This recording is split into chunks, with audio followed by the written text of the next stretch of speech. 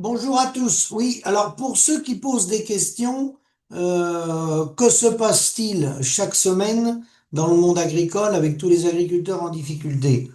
Alors, pour ceux qui seraient pas au courant, il y a une soirée débat à tous organisée par la coordination rurale du 60 dans l'Oise.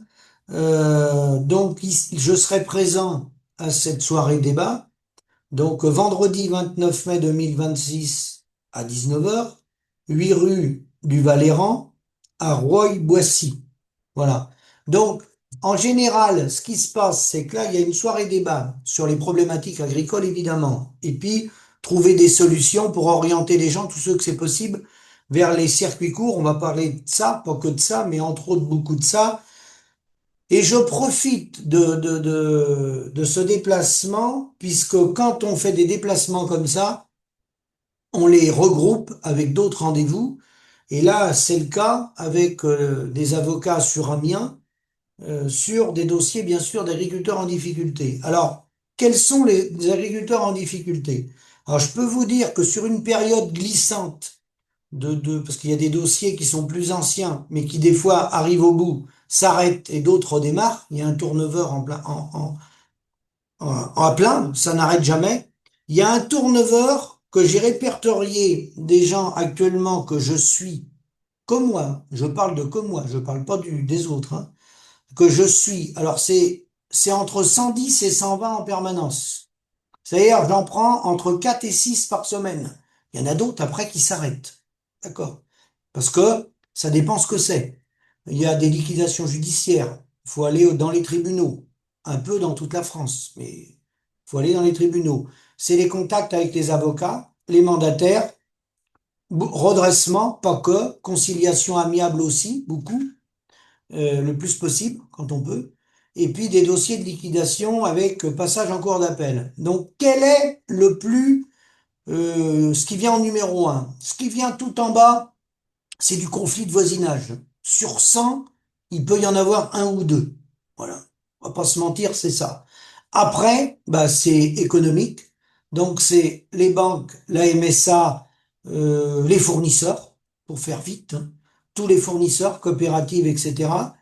Il y a relation problématique économique avec les impôts, la MSA, du sanitaire, il y a du sanitaire, conflit beaucoup avec la banque, problème de déclaration PAC, problème d'autorisation d'exploiter, un dossier avec l'OFB, oui, beaucoup de problèmes bancaires, des dossiers avec des gens en difficulté, avec des chevaux, des litiges des fois dans certains GAEC, mais après ça peut être du conseil, c'est des projets où des gens ils veulent passer en transformation, des problèmes, des dossiers également retraite, des dossiers retraite, de transmission d'exploitation et le problème du passage à la retraite. Donc, où ça se situe? Il y en a un aussi sur le dégât des gibiers, mais des dégâts importants, hein, sur des cultures spécialisées. Tout ça, dossier SAMU. Donc, ça se situe où? Bah, ça va du 0,2, enfin 0,1 même, dans l'Ain, parce que j'en ai pris un dimanche matin dans l'Ain, un nouveau dossier agriculteur en difficulté.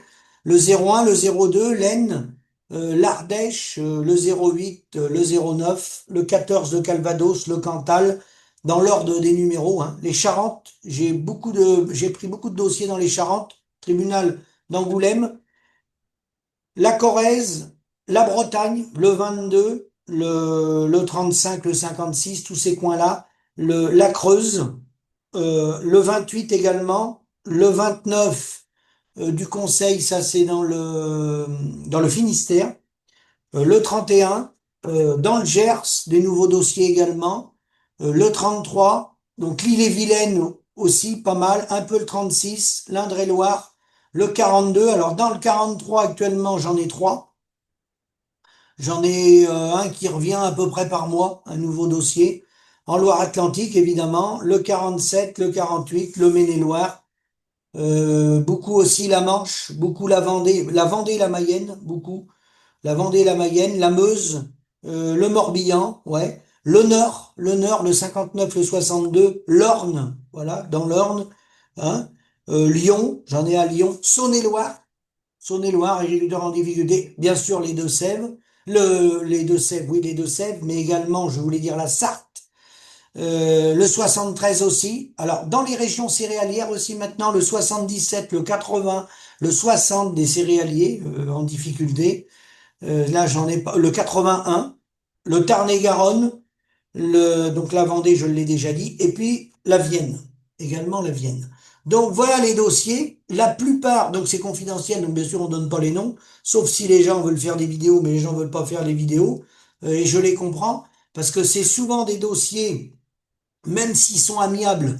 Il y a des accords qu'on passe avec les coopératives ou les banques ou les divers fournisseurs ou les CUMA. Donc c'est un accord amiable. Donc ça, en général, ça reste confidentiel. Et puis après, quand c'est au tribunal, redressement ou liquidation, les gens ont vu la parution dans la presse. Mais les gens veulent rester discrets parce que souvent on cherche une porte de sortie. Ça peut être l'arrêt d'activité, mais ça peut être essayer de rebondir. Et donc les gens ne veulent pas communiquer et je les comprends.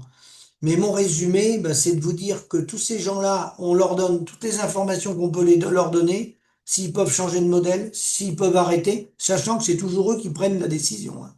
C'est jamais ni nous ni les avocats, ni nous, ni les mandataires, ni les conseillers divers qu'on croise, Chambre d'agriculture, Solidarité paysan, zéro clivage, enfin tous ceux qui existent, jamais on ne prend la décision. On propose deux, trois pistes, et après c'est l'agriculteur et l'agricultrice qui décident, hein, et on respecte leurs décisions, quelle que soit leur décision.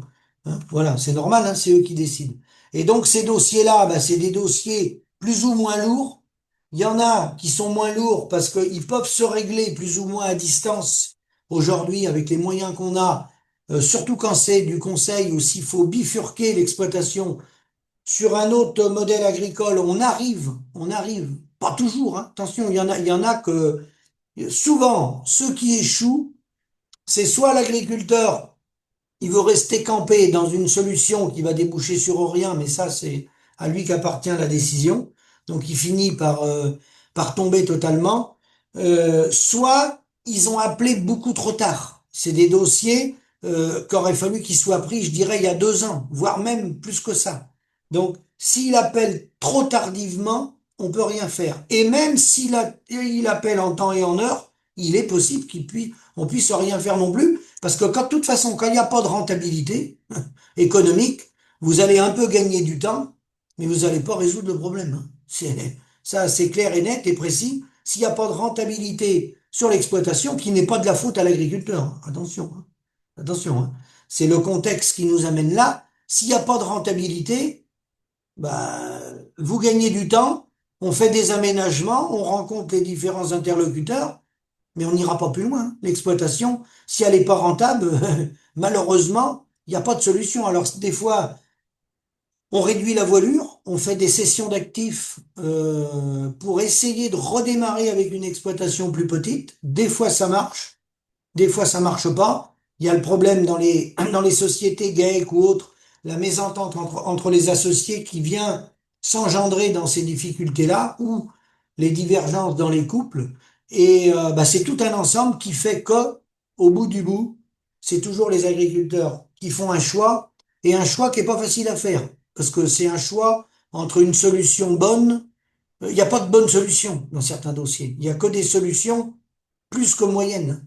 Mais à un moment donné, malheureusement, faut trancher. Et c'est ça qui est pas facile, c'est de prendre la décision. Souvent, une fois qu'elle est prise, c'est bon, mais c'est pas facile de prendre la décision, soit d'arrêter, ou de changer son système, ou de changer son modèle, ou de se séparer de son salarié, ou de se séparer d'un associé, hein, ou d'arrêter de travailler avec la CUMA, ou etc., etc.